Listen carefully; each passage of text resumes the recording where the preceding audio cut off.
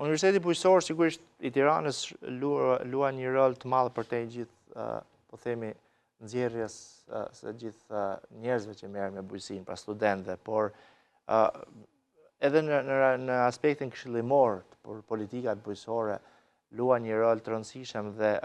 sigurisht Ministria e Bujqësisë për te gjithë atyre dëgjesave, ekspertëve që ka aty, konsultohet edhe me ju,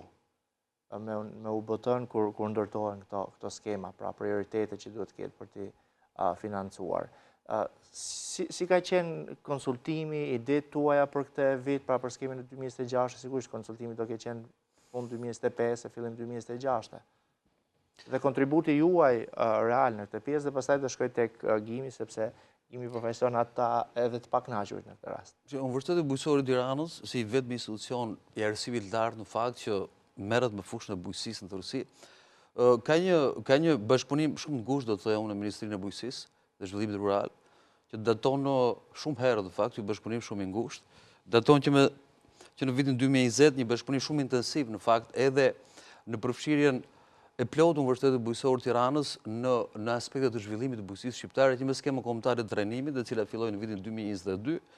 vazhdoi me radhë në vitin 2023-2024, ku Universiteti Bujqësor i Tiranës u angazhua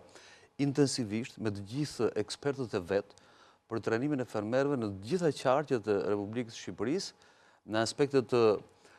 mbarështimit të bimëve, mbarështimit të kafshëve dhe aspektet të tregtimit të produkteve bujqësore, pra i trajnoi jo vetëm fermerët, po edhe stafin e agjencive në varësi të Ministrisë së Bujqësisë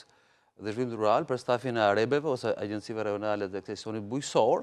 për të përditësuar ato me të reja më të fundit në fakt në kontekstin e protokolleve të mbarështimit të kultivimit të bimëve, të mbarështimit të ruajtjes së bimëve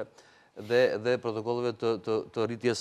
së kafshëve. Ka vazhduar në fakt ky bashkëpunim i Universitetit Bujqësor me Ministrinë e Bujqësisë edhe në vazhdimsi. Ne kemi pasur në ambientet e universitetit 2 takime me vetë Ministrin e Bujqësisë, po edhe me stafin e vet, ku janë diskutuar aspekte të skemës kombëtare, skemës së mbështetjes në bujqësi dhe se cilat janë ato momente që duhen prekur. Në fakt, ekspertiza jonë vjen edhe nga eksperienca që ne kemi nga skema kombëtare e trajnimit që e kemi implementuar ne si Universitet Bujqësor, ku kemi marrë feedback në fakt nga fermerët e trajnuar, po dhe nga stafi i ekstensionit, të cilat janë ato momente që duhen parë dhe duhen përmirësuar në kuadër të skemave mbështetëse që lançon Qeveria Shqiptare nëpërmjet Ministrisë së Bujqësisë.